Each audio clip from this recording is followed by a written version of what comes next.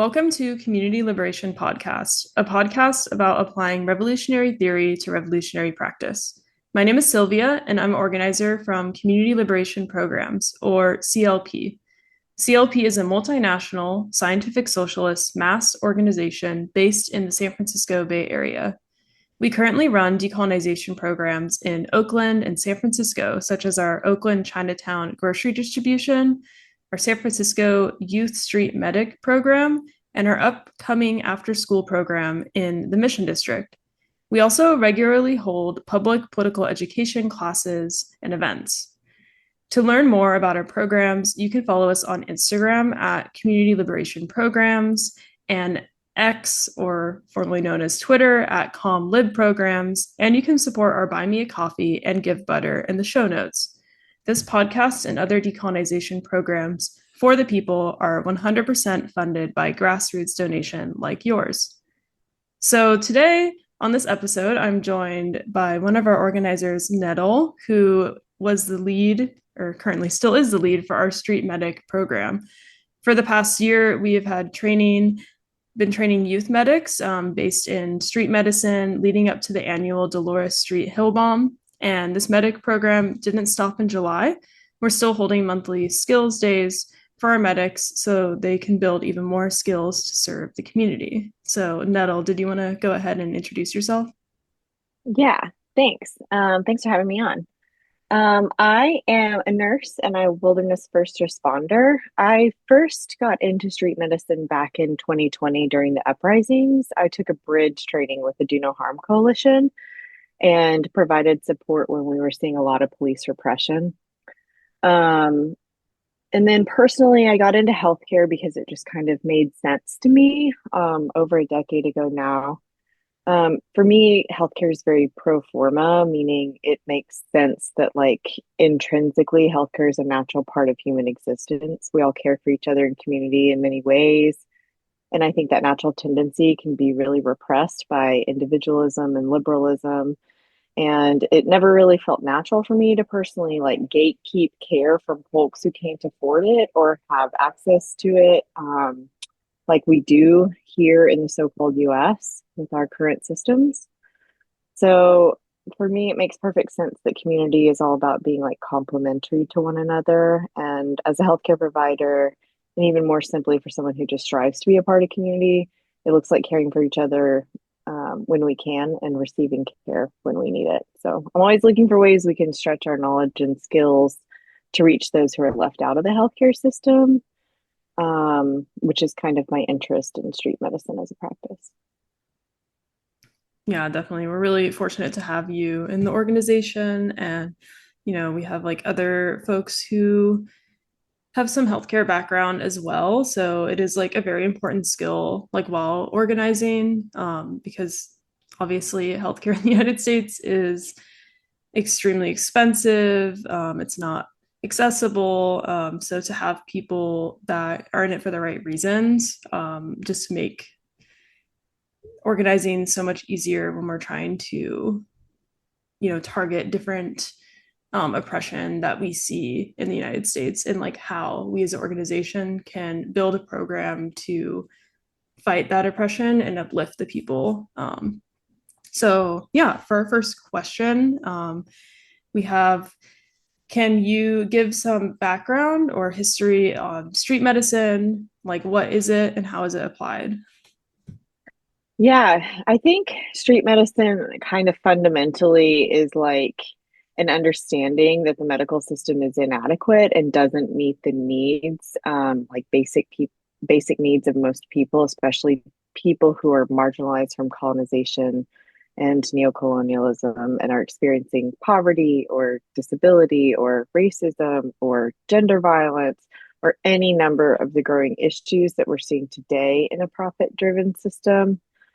And so street medicine and application, kind of putting the ideas into practice, looks like a number of different things. It's like a really diverse practice. It could be anything from providing medical care for growing numbers of folks who are experiencing houselessness to providing protest support and direct action support for uprisings, to like staffing free community recreation events, It also looks like responding in the wake of natural disasters, which we saw like in the LA wildfires. I think that was last year, maybe the year before, if they were really bad, or during like a global pandemic. And then really anytime there is police repression, we see street medics mobilizing, um, which kind of brings us to the start of this program, the reason for starting this program, which is that we saw massive police repression at the Dolores Hill bomb 2 years ago. Um, yeah. So a lot of different reasons why and applications for street medicine is a practice. Yeah, and then in terms of street medicine as a program for decolonization, um, I guess Sylvia, do you want to kind of like jump in here and talk about what a decolonization program even is, and then I can maybe speak on how it's applied to healthcare? Yeah, definitely. So, we as CLP, we kind of use the framework of decolonization programs for all of our programs. And this is kind of built off of the Black Panther Party's idea of survival programs. So, survival programs were like their free breakfast program, they had like a sickle cell anemia program, they had senior busing programs, they had a ton of different survival programs. And their idea of that was survival pending revolution. And, Jalil Muntaqim, a text that we mentioned in the last podcast, We Are Own Liberators, defines decolonization programs as building off of that idea. Instead of surviving pending revolution, we're actually building programs for the revolution. So we're starting the first steps in like the three-phase theory. So we're starting our first building of infrastructure, and they're decolonizing because we live in a settler colonial state, right? And the US is still a settler colonial state. And these programs are aimed towards the liberation of New Africa and the liberation of indigenous peoples here on this land. Our revolution will not be a settler revolution. It is not something that is just socialism, right? Because of the historical presence of colonialism on this land. So that's why they're called decolonization programs, and they're very specific to being built. You have to put forward like the scientific method to execute the program. So you're not just coming into someone's neighborhood and like saying this is what you need, right? You're getting to know the people, you're getting to know the community by doing what we call like social investigation and kind of working with the people who are already there to build a program based on their needs, and also sustaining that program. I think a lot of organizations, I just have seen in the past 5 years since 2020, a lot of mutual aid organizations popped up. And by calling themselves mutual aid, like it was almost like they were just doing kind of charity. That's how CLP started. We're actually going to post a Medium article about this soon, but sneak peek. I don't know if that will be up before this, but it's a lot of mutual aid organizations I've noticed that kind of just hand out food, but there isn't too much political consciousness being built up hand in hand with it. And it's not specifically for the act of decolonization. And often these organizations will like come and go because there isn't like a long-term political goal that they have in mind. So we talk about decolonization. It's kind of that is what we mean. And there is theory behind it. So I would recommend, again, I think in every podcast we'll probably say, but recommend reading We Are Liberators if you're more interested in learning about that, learning about the three-phase theory towards building national liberation struggle. So yeah, do you want to talk about, how this program is a decolonization program? Yeah, I think that there's a lot of really powerful points made there, um, especially that we are building the infrastructure to survive revolution, not like after revolution already happens. So we do need to start from a healthcare perspective, reaching out, making those connections. building the clinics, building, all of these infrastructures. A lot of it does look like working closely with mutual aid that's already there. So I don't want to like downplay, the importance of those sort of care networks at all, but it is something I think different when we're talking about having a a goal of that um, sort of that we know what the primary issue is and why all these other sort of what we call secondary contradictions are experienced today by so many people. Like, so, we understand that the primary issue is US colonization, and it is ongoing today in the form of neocolonialism. And so we, from a healthcare perspective, aren't going to see the resolution of our illnesses until we get to like heal the root causes of the diseases in the first place.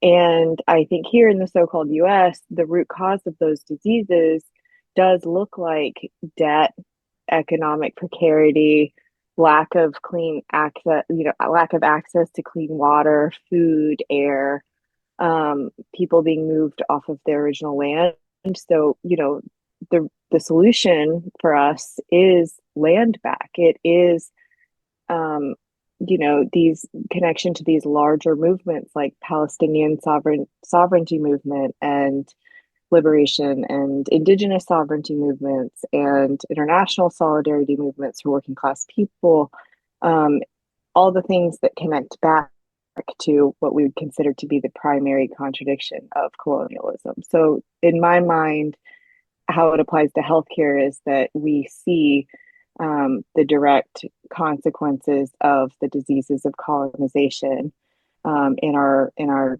society manifesting as illness, and the solution, the healthcare solution, is revolution.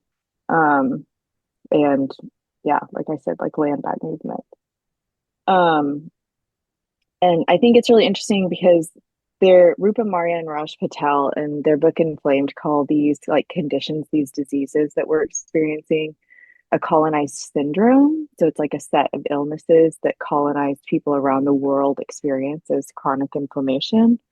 And I think liberal frameworks now are like identifying the problems and symptoms that we're experiencing in medicine. They're calling them like structural determinants of health, which looks like racism within healthcare, care inequality, a lack of access to care. But they rarely name that root cause of how they got there in the first place, which is that our medical system was originally formed to keep the colonizers safe and healthy while they extracted wealth from colonized territories. And that structure still lives on today in Western medicine and our healthcare system. Um, and yeah, so I think in the sense of the Youth Medic program as a program for decolonization, it really means like having that that primary issue um, as our goal. Yeah, definitely. Whenever you're, building a program, you have to figure out what the primary contradiction is. Like, I think we can understand on the broader sense in the US, but also like with each specific political programming you're putting on, that is like the first step to determining what your goal is going to be. Mm-hmm. Yeah. Yeah, so a little bit about our youth medic program. How was it formed? You kind of touched on this earlier, but and like what community need is it fulfilling? Yeah, it was originally formed because, community liberation programs we sent out some street medics for the 2024 Dolores Hill bomb last year, because the 2023 Dolores Hill bomb was met with brutal and illegal arrests of minors by SFPD. There's actually a class action lawsuit where SFPD was sued for the way that they handled the youth during this hill bomb. They responded in like shields and riot gear. They kettled over 100 youth. They trapped them without warnings or announcements. They prevented them from going home. I mean, we like a hill bomb. I don't know if everyone listening knows even what a hill bomb is or means, but it's basically like a bunch of people all go down one hill together. and then they continue to like skate down a hill. And so the community comes out and like typically kind of blocks traffic and like provides a safe place for kids to skate. It's like a free kind of urban recreation event. We're also seeing like pro-Palestinian hill bombs and like hill bombs that are like centered around a cause. So they can like raise money or awareness. Um, but yeah, that's basically what a hill bomb is. But I don't think I totally even knew before I went and worked it, which was really funny. But Yeah, there's not many it skaters in CLP. yeah, yeah. Um, but the the class action lawsuit, the language is, I mean, it's wild what happened in 2023. Like of the 200 people who attended the Hill Bomb, over 100 were arrested, and at least 80 of them were under the age of 18, and most of those kids were non-white. And then the police like refused to release children to their parents, even though their parents were like a block away trying to pick up their kids. They were denied access to bathrooms, and there were accounts of neighbors tossing buckets to the kids so that they could go to the bathroom on the street. Um, 58 boys were bused to an open air concrete garage like area where a sprinkler went off. They spraying some of the boys' clothing and they were not provided dry clothes, which, if you're from the Bay Area, you know that like it gets very cold at night here. Plastic handcuffs left visible marks on the children. No water was provided until 4:15 a.m., which is illegal. One child ended up walking home alone from Mission Station in the wee hours of the morning. Just like so many unsafe conditions. Like, and then in 2024, um, police response, even though they kind of allowed the event to happen and were present, um, they created more unsafe conditions because they moved the hill bomb from Dolores Street to the neighboring Church Street. And Church Street is a much steeper grade with like obstacles. So we actually saw some pretty severe injuries in 2024, like multiple spills, like road rash injuries, typical of skating. We also saw a shoulder dislocation, but there was like a head injury.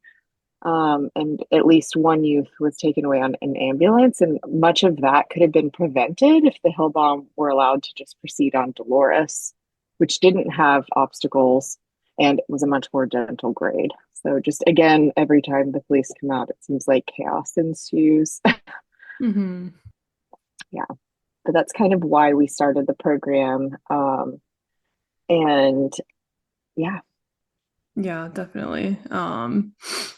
A lot has happened in the last 2 years, I feel like, especially with police presence, and yeah, it's no exception. I think we need to be prepared that a lot more, non-permitted community events are going to be more heavily surveilled and policed up. Like, I think something we see a lot in the East Bay is, especially um, in like East Oakland, is youth like just riding their bikes on the streets, um, and like dirt bikes, but even just regular bicycles.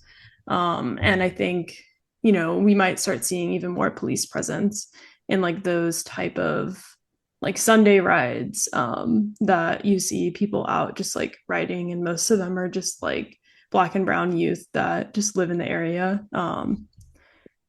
So yeah, speaking of our program, so the program that we put on for this year, I know it was like quite extensive.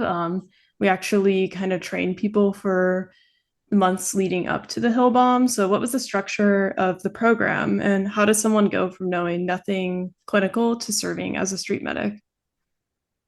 yeah, our program, we designed it, I guess, sort of national standard. There isn't any licensing body for street medicine. It's a very diverse group of folks who have something to offer, and a lot of people have a lot of skills that they bring from their own life experiences to the table, which is makes it a really rich environment for learning, sharing, and like community development. But our program was designed to just like teach kind of youth our age range. We were really open. I mean, I would teach, you know, just tailor the content to an age appropriate. um, like learning experience. But we had about 20 kids who went through the whole program. And then I had enough spaces to give 10 youth an actual buddy shift with an experienced medic. So, what it looked like was just 3 1 hour didactic classroom sessions that everyone was able to participate in, and then 2 4 hour skills days. And everyone was also able to participate in that and had like 17 to 20 folks come out for those days. And then the actual day of the Hill Bomb, we had 10 youth medics and 5 mentors, experienced medic mentors who volunteered to take on like kind of a preceptor shift. So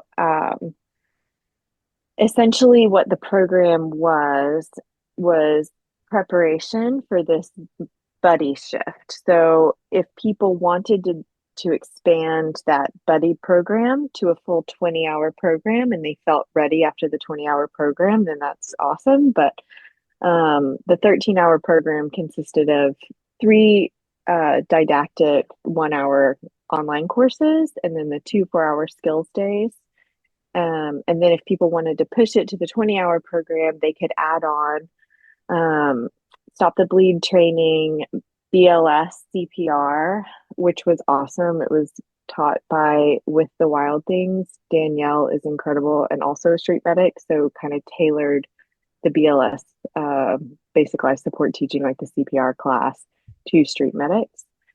Um, and then they could also take a road rash intensive course that was 2 hours. It was just all about treating road rash and a Narcan and epinephrine course. So all of those courses together added up to a 20-hour program. And then the 13-hour program was designed to just get youth kind of ages like 18 to 23 ready to work a shift with the buddy medic. And then the idea is that they will continue taking buddy shifts over the next year um, to kind of get their skills up. And then whenever people feel ready to go out on their own, they can. But it's really fascinating because a lot of people come to street medicine with like past experience, either organizing like with encampment support during the Palestinian protests on college campuses, or like divestment working groups, or we saw people who had wilderness first responder training, just all kinds of different, like lots of really great like grounding and mental health treatment, and like trauma informed care, just tons of like a wide range of diverse experiences, which was really exciting. Um, yeah. And the skills days were really fun. We basically did like a kind of a first response care triangle that is like widely used in like wilderness first response and urban settings. It's like the kind of an EMS, an emergency first response. And then we did things like ankle taping and eye flush technique for like kind of chemical weapon exposure. We did like slinging and swathing, like an injury, when to call, EMS, when to escalate care, a tourniquet training, mental health first aid. They were really fun shifts, and we'll continue to do it throughout the year. So that's kind of the program. Sorry, a long-winded example, but No, I think that was a good in-depth response. And I'm sure like if other people are in healthcare, they probably can like picture all these things in their head. If you're not in healthcare, you can come out to our skills days, sign up to learn, what some of these things are. And also, I would like to note that we did do all of this outside, like in a park. So, we didn't have like we are a grassroots organization. We don't really have like access to a lot of things. We don't have funding. So we were able to execute this by, using the resources we had and also putting out like a call to get donations. And yeah, you can do it, right? Like I think a lot of people are scared to start a program, and this is a perfect program that like seems really intimidating, like healthcare, medicine, street medicine, like seems like it is like complicated, and you do need like trained people that are able to facilitate and make sure everything is safe. But like if you have the right people at the right time, like you can't be scared like to put on a program, and you'll learn a lot from it, and it'll like end up benefiting a lot of people. So yeah, speaking of the program, how was the hill bomb this year? It was a little Yeah. underwhelming, I think. Yeah, totally underwhelming. I think it happened on like a holiday. I think it was like 4th of July weekend. So I think maybe that's why we didn't have a big turnout. But I basically had, we had one medic per skater, and I don't think anyone fell, which was awesome. But we just kind of did a lot of practice in the park during day of, but we had some really good like radio practice with our walkie-talkies, and the police also came out, of course. Yeah, so we were prepared to help if needed. And there are more hill bombs coming up. I know that there's a Palestinian Solidarity hill bomb, I think next month. Mm-hmm. So we'll continue to support these kind of free, open recreation events, and um, for more buddy shifts in the future. But yeah, we the hill bomb itself this year was pretty small. Yeah, maybe next year it Yeah. won't fall. I'm not sure if it's a leap year next year or not. So otherwise, it might Yeah. still fall like on a very similar weekend, but we'll see. Yeah. I think one of the main like I think like benefits of the experience though is just like getting the youth kind of connected to experienced medics, so they were able to like get in whatever groups or chats or make the connections they needed to like further their learning if they wanted. So ultimately it was a success, I would say. Yeah, definitely. Yeah, and like what are some of the main takeaways or things you didn't expect from building this program and executing it? I mean, I think I underestimated the the importance of building just the one-on-one relationships, and I was really like surprised by how the program really like made connections with businesses and with other kind of mutual aid orgs and with volunteers and with the youth medics themselves who brought forth so much of their own personal experiences to the training. It really is like though it really it's all those connections that kind of makes a program successful. And so we had a really great experience partnering kind of with Charlie's Cafe. It's a Palestinian cafe that hosts reading groups. And it was really cool to like meet them. And then Berkeley Free Clinic ended up donating like enough supplies to outfit the 10 youth medics with a full medic bag, which was just incredible. And then Danielle with the Wild Things gave us that incredible BLS class that was tailored to street medicine and first response. Um, Sour Cherry's Comics was also really awesome and supportive of the skaters and provided us a space to kind of meet before the hill bomb. But yeah, I just think those like kind of community connections were really incredible and important. And also the past experience that the medics brought to the table. I'm trying to kind of encourage them to teach the things that they know and are familiar with so that we can like start really sharing these skills to our community, especially as we see, like ICE repression growing and the need for people who are maybe don't have, like an immigration status that is conducive to receiving healthcare here. I think that it's just so important that the people who participate in this program are able to kind of like take these skills and also teach people the skills that they know. So yeah, I was also really happy to have the support of an organization like Community Liberation Programs to form a program like this, because I do feel that it provided a lot of structure. Um, and like a good path to navigate any issues that came up, or have a space to really talk about, are the things that we're doing in alignment with the community that we look to serve, and the ultimate goals of building a decolonization program. I think without that sort of mother org of like CLP, um, I think that those kind of like bigger issues maybe aren't like don't stay as like the forefront, or um the driving like you know goal of the program. Sorry, that's like kind of hard to explain, but yeah, I think that those are the things that I learned. Yeah, definitely. Like as an organization, we encourage our organizers to come up with ideas, come up with proposals.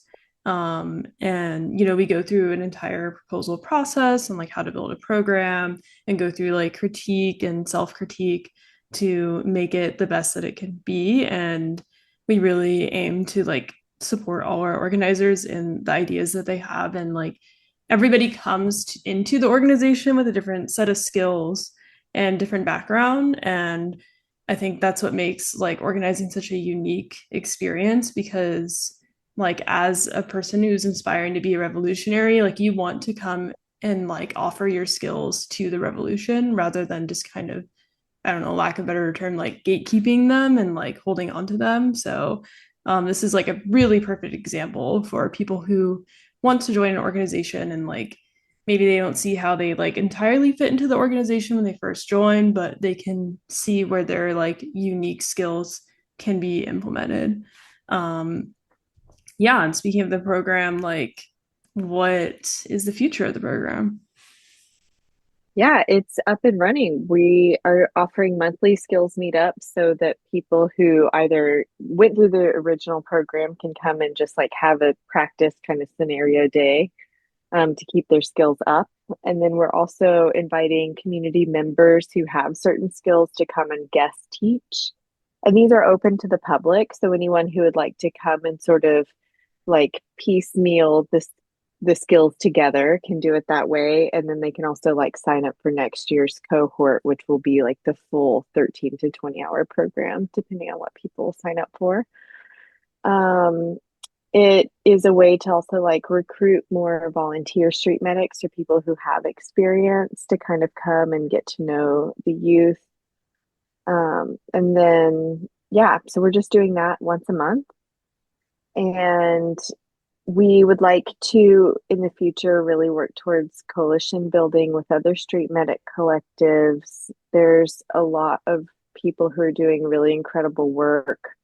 Um, I know that like All Power Books Mm-hmm. started as a street medic collective, and now they have a full-blown clinic. Berkeley Free Clinic also started as a street medic collective. Now they have they're a full-blown clinic. Um, People's programs in the East Bay in Oakland, they have an incredible street medic program that is um, just a really wonderful like community support. So I'm curious to see what this program can grow into. And I'm also curious to like get to know these other orgs and see like what they've learned, what worked, what doesn't work, what their individual kind of goals are for, um, revolutionary potential. Um, yeah. And then that's really it for now. And then we'll do a full 13-hour program the beginning of next year again. So Mm-hmm. if anyone wants to get involved, they can always like email us. I'm sure that you're going to put everything in like show notes here, but there's ways to get involved now, and then there's ways to get involved next year too for the program.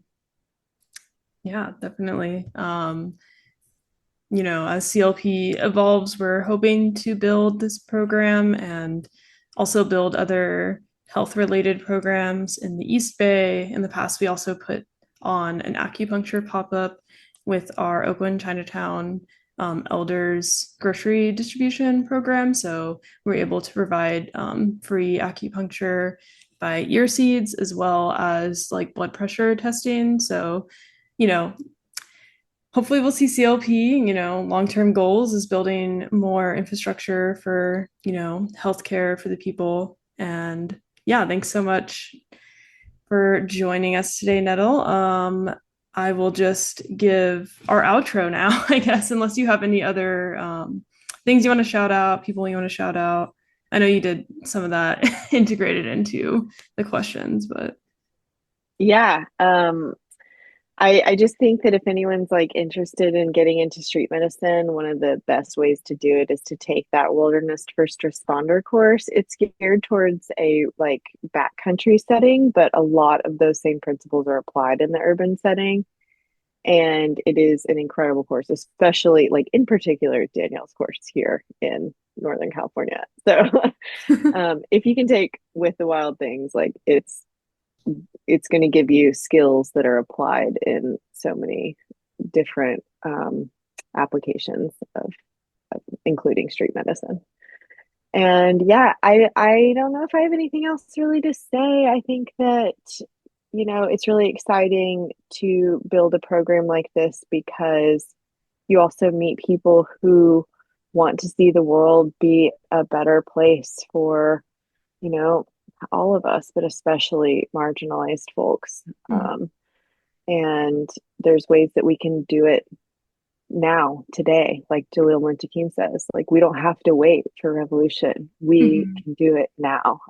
And you can do it by learning and sharing skills like this. So yeah, I'll just close with again a reference to Jalil. Yeah, thank you. And I'll be sure to put everything in the show notes, including the books we referenced, and shout out all the different businesses and like organizations that we worked with. So, yeah, this has been Community Liberation Podcast, a podcast by Community Liberation Programs. I've been your host, Sylvia. You can catch us on the ground or on Instagram at Community Liberation Programs and on X at Lib Programs, as well as please donate to our Give Butter and our Buy Me a Coffee. If you're a monthly subscriber, or I guess monthly donor, all of your donations will go to our decolonization programs like the Street Medic program, our after school program that we're going to soon launch, and our Oakland Chinatown distribution. So, yeah, thank you so much for listening. Cool. Thanks.